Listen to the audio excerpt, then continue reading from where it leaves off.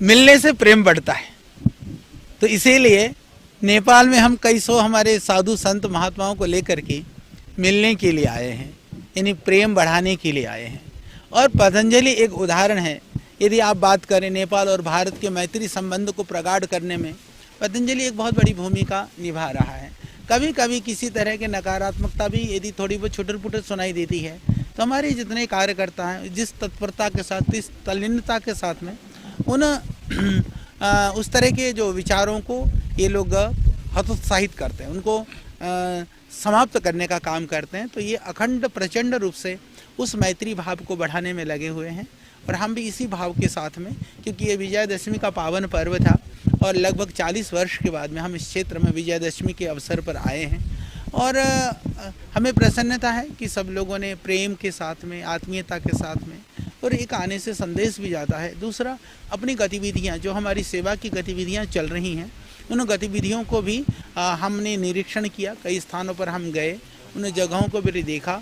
और आगे आने वाले समय पर हम जल्दी ही वहाँ पर जैसे एक बड़ा बिल्कुल आधुनिक व्यवस्थाओं से युक्त वैदिक गुरुकुल, या बड़े स्तर पर एजुकेशन के लिए बाकी संस्थाएं, एक बड़ा वेलनेस सेंटर, एक बड़ी प्रोसेसिंग यूनिट, ये सब शुरू करने वाले हैं। सब हम देख करके हम अभी आए हैं और इसके बाद में अभी योजना बना करके जल्दी हम कार्य करेंगे।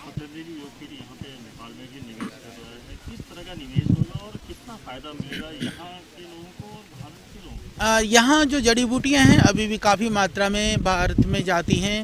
हरिद्वार में भी भारत के जो लोग जो हमारी औषधियों से स्वस्थ हो रहे हैं, निरोग हो रहे हैं, उसमें बड़ी भूमिका नेपाल की भी है। तो हमारी बहुत समय से इच्छा थी कि एक प्रोसेसिंग प्लांट यहाँ पर लगे, लोकल लेवल पर यहाँ पर लोगों को रोज़गार भी मिले और औषधियाँ, जड़ी बूटियाँ वो प्रोसेस होकर के भी भारत सहित पूरे विश्व में जाए। उसके लिए एक यूनिट अभी हम यहाँ पर शुरू करने वाले हैं। यह समवेत प्रयास है। रोज़गार की दृष्टि से भी इसका लाभ भारत को और नेपाल को दोनों को ही होगा, और बाकी स्वास्थ्य की दृष्टि से भी जो लाभ है वो दोनों देशों को ही इसका लाभ मिलेगा। विशेष कर कि क्योंकि यहाँ प्लांट लगने से नेपाल के अंदर जो उद्योग वगैरह की जो न्यूनताएं हैं, कमी है, उसको थोड़ा सा दूर करने में इससे बड़ी मदद होगी। हम लोगों ने यहाँ पर अभी लगभग जो प्रशोधन प्रोसेस हम कर रहे हैं, एक्सट्रैक्शन से लेकर के जड़ी बूटियों का, जितने भी औषधीय जो हमारे उत्पाद हैं, हर्बल कॉस्मेटिक हों, चाहे हर्बल जड़ी बूटियों के जो औषधियों की जो दवाइयाँ बनाने की प्रक्रिया हों, सब हम लोग यहाँ पर करने वाले हैं। और हमें विश्वास है कि आने वाले 4-5 महीने के अंदर ये प्रोजेक्ट पूरा हो जाएगा, कंप्लीट हो जाएगा। अभी काम चल रहा है और उसके बाद में हम इसको विधिवत शुरू कर देंगे। जहाँ तक बात रही कि कितना इन्वेस्टमेंट हुआ है, लगभग मुझे लगता है कि नेपाली मतलब भारत की इस दृष्टि से देखें तो अभी हम 50-60 करोड़ तो जो प्रोसेसिंग यूनिट में लगा रहे हैं। अभी कई काफ़ी खर्चा जो एजुकेशन के लिए भी, क्योंकि एजुकेशन हम परमार्थ की दृष्टि से हर गरीब से गरीब बच्चा को शिक्षा मिल पाए, उस दृष्टि से यहाँ गुरुकुल खोलने वाले हैं। और मुझे कहते हुए प्रसन्नता है कि यहाँ गुरुकुल चलाने वाले भी हमारे भारत से हमारे साध्वी संत भी होंगे, और पढ़ने वाले बच्चों में भी वो नेपाल के भी होंगे, भारत से भी बच्चे होंगे। ये समवेत, ये संयुक्त संस्कृति का एक उदाहरण है पतंजलि। उसका उसकी झलक आपको सब जगह पर दिखाई देगी।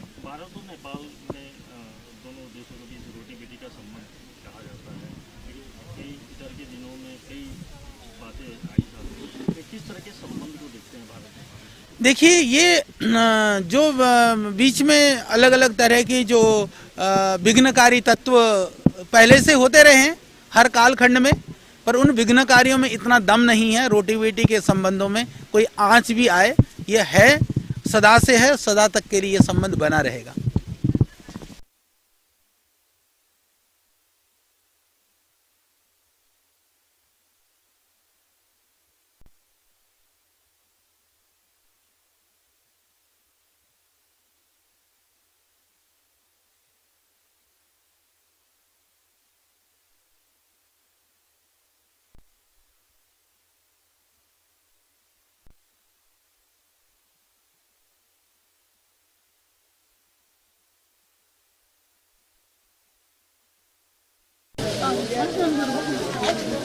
अघि लाइन मिलाएर बस्नु भने हजुरहरूलाई